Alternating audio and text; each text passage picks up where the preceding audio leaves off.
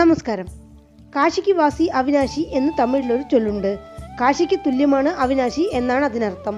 കാശി സന്ദർശിക്കുന്ന ഏതൊരാൾക്കും ലഭിക്കുന്ന പുണ്യം അതേപടി ലഭിക്കുന്ന ക്ഷേത്രമെന്നും കുളത്തിൽ കുളിച്ചുകൊണ്ടിരിക്കെ മുതല വിഴുങ്ങിയ കുഞ്ഞിനെ 3 വർഷങ്ങൾക്ക് ശേഷം മാതാപിതാക്കൾക്ക് തിരിച്ചു കിട്ടിയതുമായ ഒരു പ്രശസ്ത ശിവക്ഷേത്രത്തെക്കുറിച്ച് അറിഞ്ഞിരിക്കാം.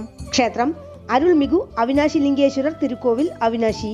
ഈ ക്ഷേത്രം തമിഴ്നാട്ടിൽ തിരുപ്പൂർ ജില്ലയിൽ കോയമ്പത്തൂർ ചെന്നൈ ദേശീയപാത NH47 അവിനാശി ബസ് സ്റ്റാൻഡിനടുത്തു നിന്നും നടന്നു പോകാവുന്ന ദൂരത്തിലാണ് സ്ഥിതി ചെയ്യുന്നത്. ഇവിടെ മൂലവർ ശ്രീ പരമേശ്വരൻ, അവിനാശി ലിംഗേശ്വരർ, അവിനാശി അപ്പർ, അവിനാശി ഈശ്വരർ, പെരുങ്കേടിലിയപ്പർ എന്നീ നാമങ്ങളിലും ദേവി പാർവതി, കരുണാംബികെ, പെരുങ്കരുണ നായകി എന്നീ നാമങ്ങളിലും അനുഗ്രഹം ചൊരിയുന്നു. ഈ ക്ഷേത്രത്തിന് കരുണയാത്താൾ കോവിൽ എന്നും നാമമുണ്ട്. പുരാണങ്ങളിൽ തിരുപ്പുക്കൊളിയൂർ എന്നറിയപ്പെട്ടിരുന്ന ഈ പ്രദേശത്തിന് അഭയസ്ഥലം എന്നാണ് അർത്ഥം.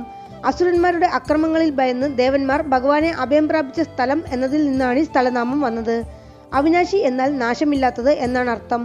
ഈ ക്ഷേത്രത്തിൽ ആത്മാർത്ഥമായി ഭഗവാനെ പ്രാർത്ഥിക്കുന്ന ഭക്തരുടെ പേരും പ്രശസ്തിയും ഒരിക്കലും നശിക്കില്ല എന്നാണ് വിശ്വാസം. ഈ സ്ഥലത്ത് ശിവഭഗവാന്റെ മുടി കണ്ടെന്ന് കള്ളം പറഞ്ഞ ബ്രഹ്മാവ് ശാപം നീങ്ങാൻ 100 വർഷവും, പോരിൽ സഹായിക്കാത്തതിനാൽ ഇന്ദ്രന്റെ ശാപമേറ്റ ഐരാവതം 12 വർഷവും, താടക പുത്രഭാഗ്യത്തിനായി 3 വർഷവും, നാഗകന്യകകൾ വിവാഹഭാഗ്യത്തിനായി 21 മാസങ്ങളും ശിവഭഗവാനെ പൂജിച്ചതായി ഐതിഹ്യമുണ്ട്. മുമ്പ് വില്ലുവനങ്ങൾ നിറഞ്ഞു നിന്നിരുന്ന ഈ പ്രദേശത്ത് ഒരു പാതിരിമരത്തിന്റെ ചുവട്ടിൽ ശ്രീപാർവതി 1000 വർഷം കഠിന തപസ്സിലേർപ്പെട്ട് ഭഗവാന്റെ വലതുഭാഗമായി മാറി എന്നാണ് ഐതിഹ്യം. ക്ഷേത്രത്തിൽ പാതിരിയമ്മന് പ്രത്യേകം സന്നിധിയുണ്ട്. ഈ ക്ഷേത്രത്തിലെ പാതിരി വൃക്ഷം ഭഗവാനോടുള്ള ഭക്തിയാൽ ബ്രഹ്മോത്സവ കാലത്തിൽ മാത്രം പൂക്കുന്നു എന്നതാണ് അതിശയം. കൊങ്കുനാട്ടിലെ 7 പ്രധാന ശിവക്ഷേത്രങ്ങളിൽ ഒന്നാമത്തേതും ദേവാരം പാടലിൽ ഉൾപ്പെട്ടിട്ടുള്ള 276 ശിവക്ഷേത്രങ്ങളിൽ 205-ാമത്തേതുമാണ് അവിനാശി ലിംഗേശ്വരർ തിരുക്കോവിൽ. പ്രശസ്ത ശിവഭക്തരായ 63 നായന്മാരിൽ സുന്ദരമൂർത്തി നായനാർ ഈ ക്ഷേത്രത്തിലെ മൂലവരെപ്പറ്റി പതികവും അരുണഗിരിനാഥർ ഇവിടത്തെ മുരുകനെപ്പറ്റി തിരുപ്പുകളിലും പാടിയിരിക്കുന്നു. തിരുമൂലനാഥരുടെ തിരുമന്ത്രത്തിൽ ഈ ക്ഷേത്രത്തെക്കുറിച്ച് പരാമർശങ്ങൾ ഉള്ളതായി പറയപ്പെടുന്നു. മറ്റൊരു പാടൽപ്പെട്ട സ്ഥലമായ തിരുമുരുകൻപൂണ്ടി ഇവിടെ നിന്നും 5 കിലോമീറ്റർ ദൂരത്താണ്. ഈ ക്ഷേത്രത്തിലെ മൂലവർ ശിവലിംഗവും തീർത്ഥമായ കാശിക്കിണറും ഭൈരവരും കാശിയിൽ നിന്ന് കൊണ്ടുവന്നതാണെന്നാണ് പറയുന്നത്. അതിനാൽ ദക്ഷിണ കാശി എന്നും ഈ ക്ഷേത്രത്തിന് നാമമുണ്ട്. ഒരു നാൾ ഇവിടം സന്ദർശിച്ച പതഞ്ജലി മഹർഷി കാശിയിലെ ഗംഗാതീർത്ഥത്തിന് തുല്യമാണ് ഇവിടെ അവിനാശി ക്ഷേത്രത്തിലെ കാശിക്കിണർ എന്ന് സാധൂകരിക്കാനായി കയ്യിലിരുന്ന തടവള ഊരി കാശിക്കിണറിലിട്ടു. പിന്നീട് ശുഗമുനിയോടൊപ്പം കാശിക്ക് പോയി ഗംഗയിൽ നീരാടിക്കൊണ്ടിരിക്കെ ആ വള തിരിച്ചു കിട്ടിയത്രേ. അപ്പോൾ അവിനാശിയിലെ കാശിക്കിണർ കാശിയിലെ ഗംഗയ്ക്ക് തുല്യം എന്ന് കൂടെയുണ്ടായിരുന്ന മുനിമാർ പ്രശംസിച്ചെന്നാണ് ഐതിഹ്യം. നഷ്ടപ്പെട്ട പൊന്നായാലും പൊരുളായാലും സന്തോഷമായാലും തിരിച്ചു കൊടുക്കുന്ന ഈശ്വരനാണ് ഇവിടെയുള്ള അവിനാശി അപ്പർ. ഭക്തർക്ക് കാശി സന്ദർശനത്തിലൂടെ കിട്ടുന്ന പുണ്യം തുലവും കുറവില്ലാതെ കിട്ടുന്ന പുണ്യക്ഷേത്രമാണിത്. ഈ ക്ഷേത്രത്തിലെ ഭൈരവമൂർത്തി 64 ഭൈരവർകളിൽ കാശിയിലുള്ള ഭൈരവർക്കും മുമ്പുണ്ടായിരുന്നതായാണ് പറയുന്നത്. ആകാശ കാശിക പുരത്തണാഥ ഭൈരവർ എന്നാണ് ഭഗവാന്റെ നാമം. ശത്രുദോഷങ്ങൾ, കേസ്, വഴക്ക് എന്നിവയ്ക്ക് പരിഹാരമായി കൃഷ്ണപക്ഷ അഷ്ടമിക്കും ഞായറാഴ്ച രാഹുകാലത്തിലും ഭക്തർ വടമാല ചാർത്തിയും ദീപം തെളിയിച്ചും പ്രാർത്ഥിക്കുന്നു.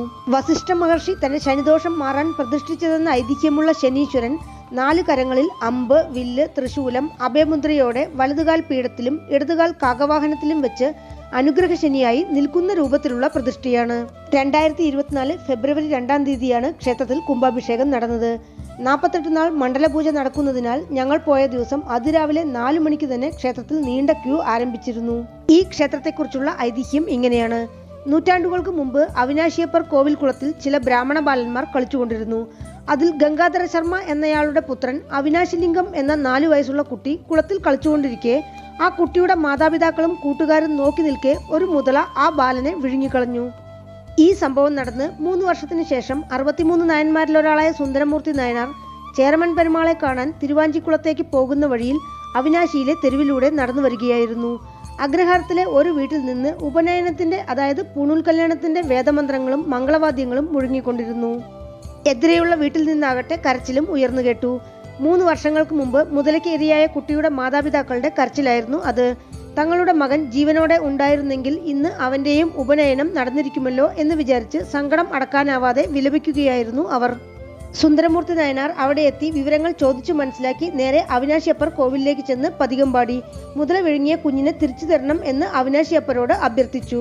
സുന്ദരരുടെ ആവശ്യം കേട്ട ഭഗവാൻ 4 വയസ്സിൽ മുതലവായിൽ അകപ്പെട്ട കുഞ്ഞ് 3 വർഷം കഴിഞ്ഞ് എങ്ങനെ ഉണ്ടാവുമോ അതേപടി മുതലയുടെ വായിൽ നിന്ന് പുറത്തു വരണം എന്ന് ഉത്തരവിട്ടു.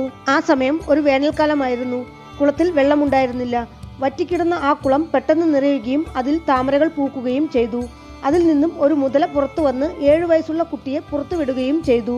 സന്തോഷത്തോടെ കുട്ടിയുടെ മാതാപിതാക്കൾക്കൊപ്പം നിന്ന് പൂണൂൽ കല്യാണവും നടത്തിയതിനു ശേഷമാണ് സുന്ദരർ അവിടം വിട്ടു പോയത് എന്നാണ് ഐതിഹ്യം.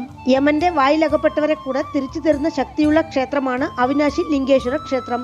നീണ്ട ആയുസ് കൊടുക്കുന്ന ഭഗവാനാണ് ഇവിടുത്തെ അവിനാശിയപ്പർ. അതിനാൽ തന്നെ ഭഗവാന് അശുതോഷൻ എന്നും നാമമുണ്ട്. മുതലവായ്പിള്ള എന്ന ഈ ശില്പം ക്ഷേത്രത്തിന് പുറത്തും കൊടിമരത്തിലും പ്രകാരത്തിൽ പലയിടത്തും ഭക്തർക്ക് ദർശിക്കാം. ക്ഷേത്രത്തിൽ നിന്ന് നടന്നു പോകാവുന്ന ദൂരത്തിൽ തെക്ക് കിഴക്കായി കുട്ടിയെ മുതല വിഴുങ്ങിയ താമരക്കുളം എന്ന തടാകമുണ്ട്. റോഡിൽ നിന്ന് നോക്കിയാൽ താമരക്കുളത്തിലേക്ക് പോകാനുള്ള കൽപ്പടവുകൾ കാണാം. അതിന്റെ കരയിലായി സുന്ദരമൂർത്തി നായനാർക്ക് സന്നിധിയും മുതലവായ്പിള്ള ശില്പവും ഉണ്ട്. പങ്കുനി ഉത്രത്തിൽ നടക്കുന്ന മുതലവായ്പിള്ള ഉത്സവത്തിൽ ഭഗവാൻ ഈ കുളക്കരയിലേക്ക് എഴുന്നള്ളുന്ന ചടങ്ങുണ്ട്. ഇത്രയും ഐതിഹ്യ പ്രാധാന്യമുള്ള ഈ ഏരി ഇങ്ങനെ ശരിയായി പരിപാലിക്കപ്പെടാതെ കിടക്കുന്നത് തിരുപ്പൂരുകാർക്ക് മനപ്രയാസമുളവാക്കുന്ന കാര്യമാണ്. ഏകദേശം 2000 വർഷത്തോളം പഴക്കം തോന്നിക്കുന്നതും 1.5 ഏക്കറിൽ കാണപ്പെടുന്നതും 7 നിലയുള്ള രാജഗോപുരത്തോടും 2 പ്രകാരങ്ങളോടും കൂടിയ കിഴക്ക് ദർശനമായ അവിനാശി ലിംഗേശ്വര ക്ഷേത്രം ചോഴ രാജാക്കന്മാർ 10ാം നൂറ്റാണ്ടിൽ പുനർനിർമ്മാണം ചെയ്തതായാണ് കണക്കാക്കുന്നത്. പിന്നീട് ഭരിച്ച നായ്ക്കർ രാജാക്കന്മാരും ക്ഷേത്രത്തിനായി തിരുപ്പണികൾ ചെയ്തിട്ടുണ്ട്. മൈസൂർ രാജകുടുംബവുമായി ഈ ക്ഷേത്രത്തിന് വളരെയധികം ബന്ധമുണ്ടായിരുന്നതായി പറയപ്പെടുന്നു. രാജാവായി ആരോഹണം ചെയ്യുന്നതിന് മുമ്പ് കാശിയിൽ നിന്നും ശിവലിംഗം കൊണ്ടുവന്ന് ഈ ക്ഷേത്രത്തിൽ വെച്ച് പൂജിച്ചതിനു ശേഷം മാത്രമാണ് സ്ഥാനാരോഹണം നടന്നിരുന്നത് എന്നാണ് പറയുന്നത്. ഈ ക്ഷേത്രത്തിൽ അന്നദാന മണ്ഡപം, ഭക്തർക്ക് കലാപരിപാടികൾ അവതരിപ്പിക്കാനായി കലയരംഗം, കുട്ടികൾക്കായി ചെറിയൊരു പാർക്കും ഭക്തരുടെ വാഹനങ്ങൾ പാർക്ക് ചെയ്യാനുള്ള സ്ഥലവും നന്ദവനവുമുണ്ട്. നന്ദവനത്തിൽ 8 ദിക്കുകളെപ്പറ്റിയും 12 രാശികളെപ്പറ്റിയും 27 നക്ഷത്രങ്ങളെപ്പറ്റിയും വിവരണങ്ങളുണ്ട്. 27 നക്ഷത്രവൃക്ഷങ്ങൾ നട്ടുവളർത്തിയിട്ടുള്ള നന്ദവനത്തിന്റെ നടുക്കായി ചെറിയൊരു കുളവും സുന്ദരമൂർത്തി നായനാരുടെയും മുതലവായ്പിള്ള ശില്പവുമുണ്ട്. ക്ഷേത്രഗോപുരം കടന്ന് അകത്ത് പ്രവേശിച്ചാൽ വലിയ നന്ദിയും കൽത്തൂണിൽ മുതലവായ്പിള്ള ശില്പം, വിനായകർ, ആഞ്ജനേയർ, സുന്ദരമൂർത്തി നായനാർ എന്നിവരുടെ ശില്പങ്ങളും കാണാം. ക്ഷേത്രത്തിലുള്ള ശെൽവഗണപതിയെ പ്രാർത്ഥിച്ചാണ് ഭക്തർ അകത്തേക്ക് കയറുന്നത്. ഈ ക്ഷേത്രത്തിൽ പതിവിൽ നിന്ന് വ്യത്യാസമായി കൊടിമരത്തിനടുത്താണ് വിഷ്ണു സന്നിധി. സ്വർണം പൂശിയ കൊടിമരത്തിലും മുതലവായ്പിള്ള ശില്പമുണ്ട്. നവരാത്രി മണ്ഡപത്തിൽ ആലങ്കാട്ടുകാളി, ഊർദ്ധ്വതാണ്ഡവമൂർത്തി, വീരഭദ്രർ എന്നിങ്ങനെയുള്ള ശില്പങ്ങളും കാശിക്കിണറും. മഹാമണ്ഡപത്തിൽ 63 നായന്മാർ. ഈ ക്ഷേത്രത്തിൽ മൂലവർ ശിവഭഗവാൻ കൃതയുഗത്തിൽ വാരണാസീശ്വരർ എന്ന നാമത്തോടും ത്രേതായുഗത്തിൽ കാശി വിശ്വനാഥർ എന്ന നാമത്തോടും ദ്വാപരയുഗത്തിൽ പരമേശ്വരൻ എന്ന നാമത്തോടും കലിയുഗത്തിൽ അവിനാശി ലിംഗേശ്വരർ എന്ന നാമത്തോടും സ്വയംഭൂ ശിവലിംഗമായി കിഴക്ക് ദർശനമായി അരുൾ പാലിക്കുന്നു. തൊട്ടടുത്ത് ശ്രീമുരുകൻ വള്ളിദേവിയാനി സമേതനായി പ്രത്യേകം സന്നിധിയിൽ അരുൾ പാലിക്കുന്നു. വലതുവശത്താണ് കരുണാംബിക അമ്മൻ സന്നിധി. ഇതിന് സോമസ്കന്ധ ഭാവം എന്ന് പറയുന്നു. ദേവി 5 നില ഗോപുരത്തോടെ പ്രത്യേകം സന്നിധിയിൽ 4 കരങ്ങളോടെ കരുണാമയിയായി കരുണാംബിക അമ്മൻ എന്ന നാമത്തിൽ അനുഗ്രഹം ചൊരിയുന്നു. കരുവറ സ്വല്പം താഴ്ചയിലാണ് നിർമ്മിച്ചിരിക്കുന്നത്. പ്രകാരത്തിന് പുറത്ത് ഇച്ഛാശക്തി, ജ്ഞാനശക്തി, ക്രിയാശക്തി. വൃശ്ചികം രാശിക്കാർ അമ്മൻ സന്നിധി ചുവരിൽ തൊട്ട് പ്രാർത്ഥിക്കുന്നതിലൂടെ ജാതകദോഷങ്ങളും ചർമ്മരോഗങ്ങളും വിഷക്കടികളും മാറും എന്നാണ് വിശ്വാസം. അമ്മൻ സന്നിധിയുടെ ചുവരിൽ ശിലാലിഖിതങ്ങൾ ഭക്തർക്ക് ദർശിക്കാം. അമ്പാൾക്ക് 12 വാരം പാതിരിയില കൊണ്ട് അർച്ചന ചെയ്താൽ വിവാഹ തടസ്സം മാറും എന്നാണ് പ്രബലമായ വിശ്വാസം. പ്രധാനമായും കാശിക്ക് തുല്യമായ ക്ഷേത്രമായതിനാൽ മോക്ഷപ്രാപ്തിയാണ് ഫലം.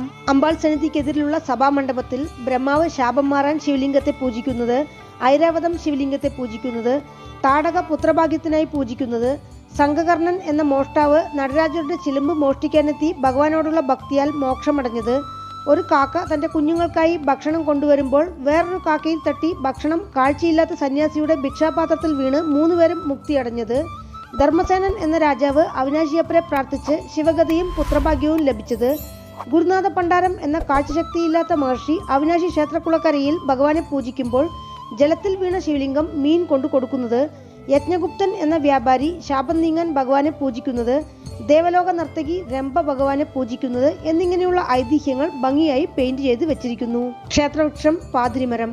ക്ഷേത്രതീർത്ഥം കാശിക്കിണർ, നാഗകന്യകാ തീർത്ഥം, ഇറവ തീർത്ഥം.